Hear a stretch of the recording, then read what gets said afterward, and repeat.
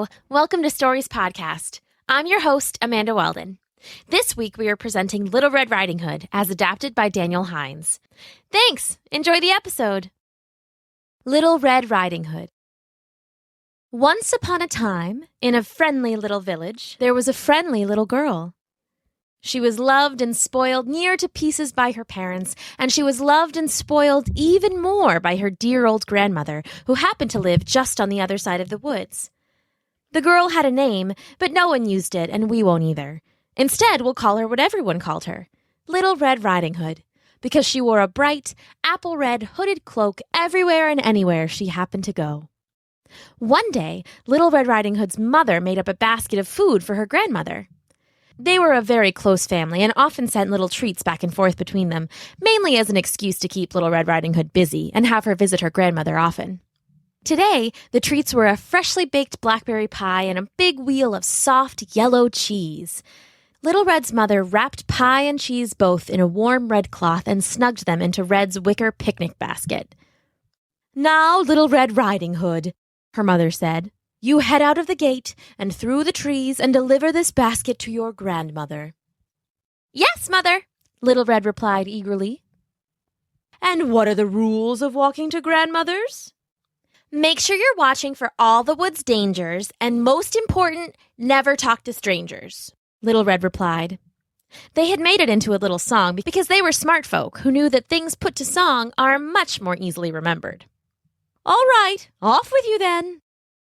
So Little Red Riding Hood left, basket in hand, singing to herself as she skipped down the path. Out the back gate and on through the trees, a blackberry pie and a big wheel of cheese. Make sure you're watching for all the wood's dangers, and most important, never talk to strangers. Halfway through the woods, she came upon a group of woodcutters clearing some trees to make space for a new house. They were big and burly and bearded, and they waved at her, and she waved back. "Ho, girl!" one shouted. "That smells mighty good. What's in the basket today?" Little Red was going to answer, and then she remembered the song, and instead kept on skipping down the path. The woodcutters laughed as she went. They were good men with families of their own, and they appreciated a girl smart enough to know the rules about walking alone. Out the back gate and on through the trees, a blackberry pie and a big wheel of cheese. Make sure you're watching for all the wood's dangers, and most important, never talk to strangers. "That's an awfully pretty song you're singing." Little Red Riding Hood froze. She was deep into the woods at this point and not sure where the voice was coming from. Looking all around, she finally spied a wolf, half hidden in the trees at the edge of the path. "I said that's an awfully pretty song. Aren't you going to say thank you?" Little Red Riding Hood knew she wasn't supposed to talk to strangers. It was in the song, after all. But the wolf made her feel bad about being impolite, so she decided to break the rule, just this once. "Thank you, Mr. Wolf," she said, and then started to skip again. But the wolf moved into the path, blocking her way. "And what is your name?" Little Red didn't want to answer, but she also didn't want to be rude, so she said, "Everyone calls me Little Red Riding Hood." "And where are you going?" Again, Little Red was worried about being rude, so she answered, "To my grandmother's house, to deliver some treats." "Blackberry pie and a big wheel of cheese, like in the song, of course," said the wolf, his furry mouth stretching into a wide, toothy grin. "And does she live very far?" "Not very far at all," said Little Red, "just at the end of this path." The wolf smiled even wider, nodded a thank you, and disappeared into the woods. Little Red was awfully confused about the whole thing, but thought it was ultimately harmless. Of course, she was very wrong. You see, wolves and even people can seem nice enough, and they can make you feel bad for being impolite, but rules are rules for a reason. Little Red Riding Hood had talked to a stranger. What's more, she had told him her name and where she was going, which isn't safe no matter who you're talking to. But she was young and happy, so she shook off the strange meeting and sung again, skipping through the woods. Out the back gate and on through the trees, a blackberry pie and a big wheel of cheese. Make sure you're watching for all the wood's dangers, and most important, never talk to strangers. Wolves can move much faster than young girls, especially when they're hungry, and this wolf was very hungry indeed. He ran on his swift paws and got to Little Red Riding Hood's grandmother's house well before the girl and knocked on the door. "Who's there?" called out a kindly old voice. "It's your granddaughter, Little Red Riding Hood," said the wolf, mimicking the girl's voice as best he could. It wasn't exactly right, but grandmother's hearing wasn't the best, so she believed him. "Oh, Little Red!"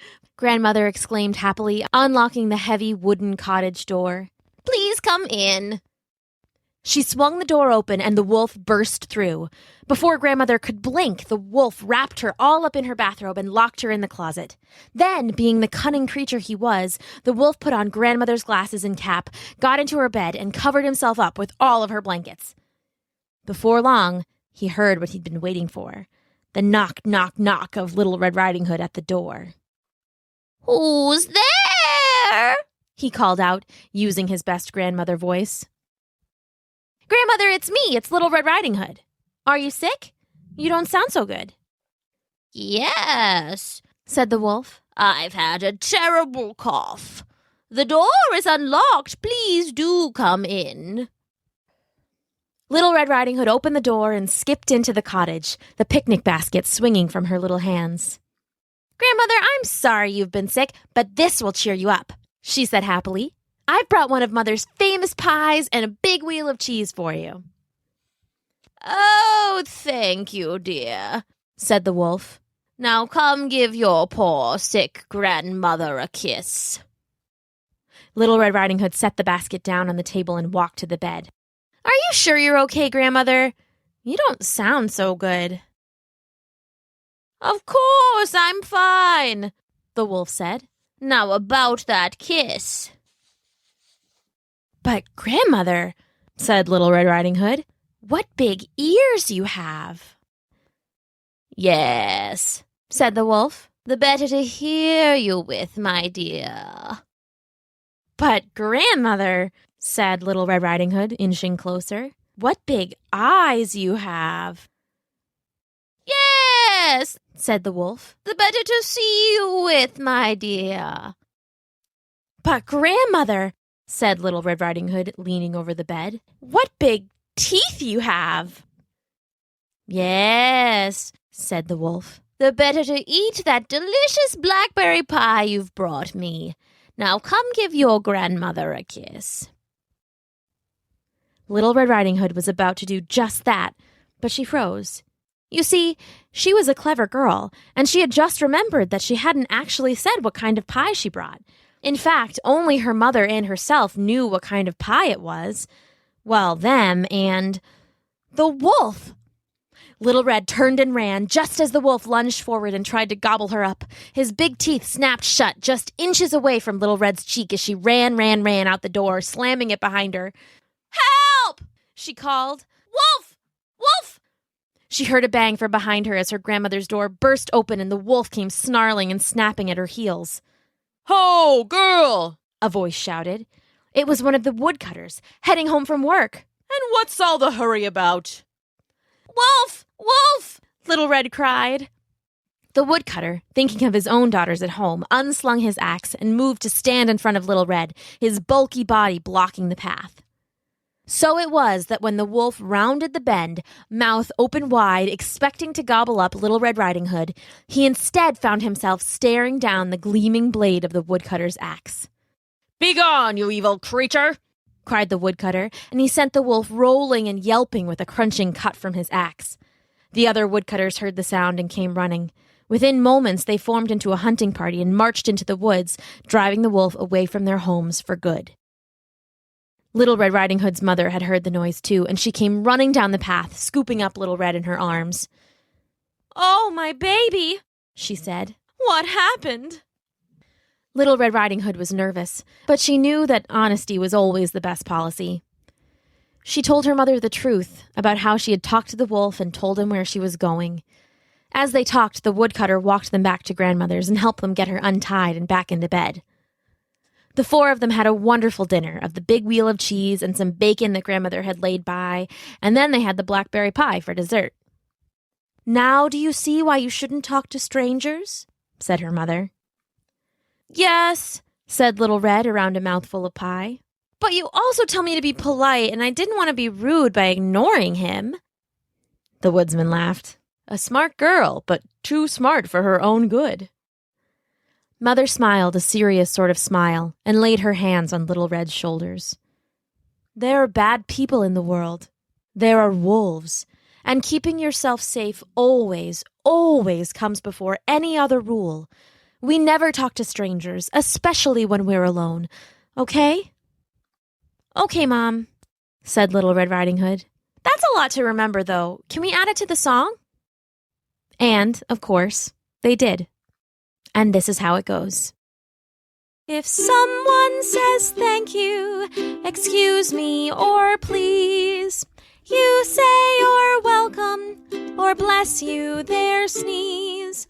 That when you're not with an adult that you know, remember the wolves who may be where you go. They may be on 4 legs with fur full of lice, or they may be on 2 legs all cleanly and nice.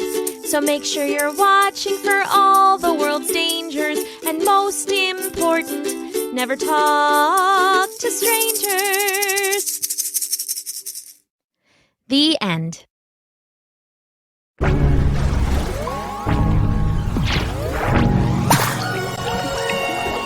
Thanks for listening.